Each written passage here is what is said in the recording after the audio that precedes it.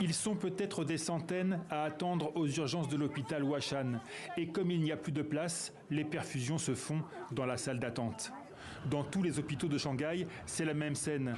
L'arrivée en permanence de nouvelles ambulances, les files d'attente interminables et ces lits de réanimation dans les couloirs. Partout, les services de santé sont submergés, alors qu'en Pékin n'annonce que 5 décès du Covid sur tout le territoire chinois pour la journée de mardi. C'est totalement ridicule. Ce n'est pas crédible.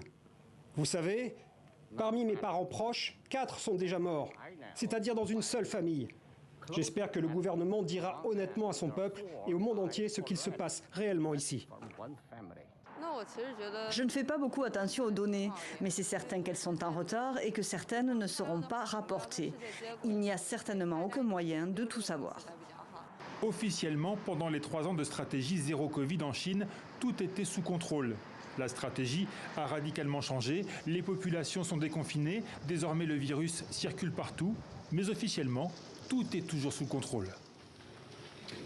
La Chine n'a cessé d'améliorer son taux de vaccination et de renforcer sa capacité de traitement.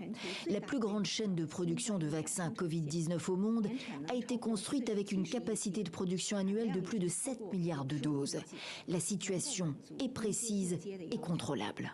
Pas question donc pour Pékin d'accepter directement la main tendue des Occidentaux.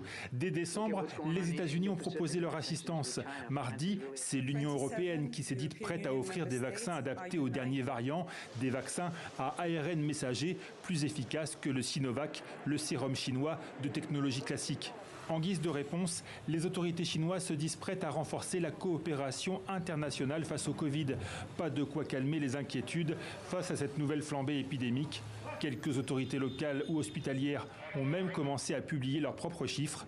Rien qu'à Shanghai, les 2 tiers des 25 millions d'habitants pourraient avoir eu le Covid ces dernières semaines.